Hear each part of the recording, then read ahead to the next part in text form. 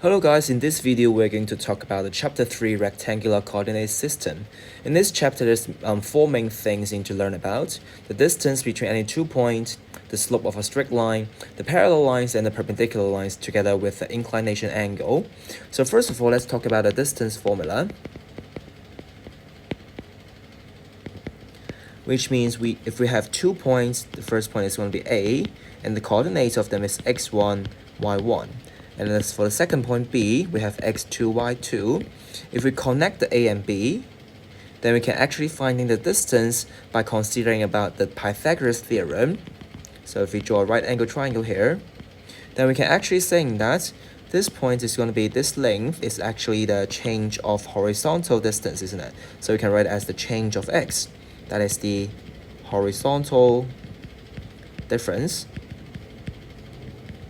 And then for this part, it's going to be the change of y, which is the vertical difference, change of y, the vertical difference. So if we consider about the Pythagoras theorem, we have the a squared plus b squared equal to c squared, isn't it?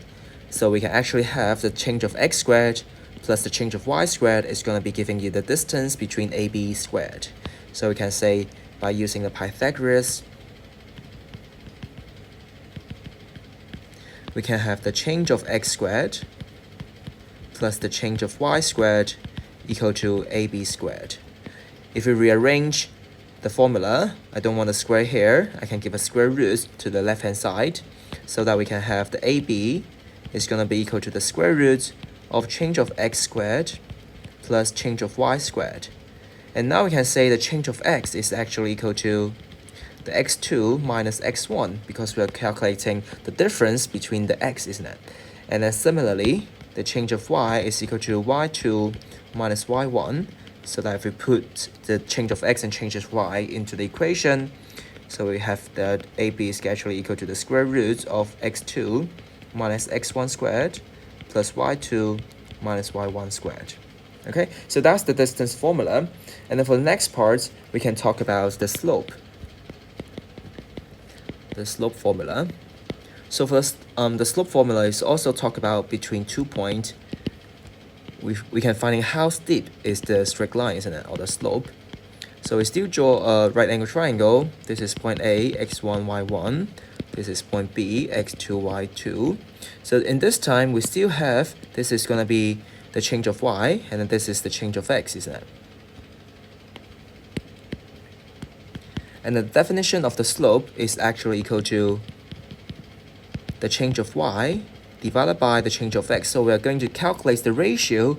So how the horizontal difference is changed compared to the vertical difference. So it's actually equal to the y2 minus y1 divided by x2 minus x1. So for example, if we have 2 points, the point A is going to be 3, negative 5. And for point B is actually equal to maybe 1 and 6. So now we can say that the slope of AB, or we can write it as the NAB, is going to be equal to the change of y. So 6 minus negative 5, 6 minus negative 5 divided by the change of x, so 1 minus 3. So this is going to be giving you 11 over negative 2. So now we have 4 cases. If we have the slope is greater than 0, which means that it's actually working uphills. If the m is smaller than 0, means that you're going downhill. If the m is equal to 0, means you have a horizontal line. And then if the m is equal to infinity, or we can say this is undefined, then we can say this is actually a vertical line. So that's the 4 different cases of different m. You need to separate all of them. For example, we have smaller than 0, we have equal to 0, we have greater than 0, or the slope is actually undefined. So we have these 4 different cases. So the next section is going to be talk about the parallel lines. The parallel lines. So the parallel lines means that 2 straight lines is never going to be meet each other. So if this is L1, this is L2. So they never have an intersection in between of them. So now we can say if L1 is perpendicular to L2, then we can say the slope of them, the ML1, is going to be equal to ML2. So that is going to be our formula. So for example, if the slope of the L2 is going to be 4, so because they're parallel, so that the slope of L1 is also 4. Okay, so for the perpendicular lines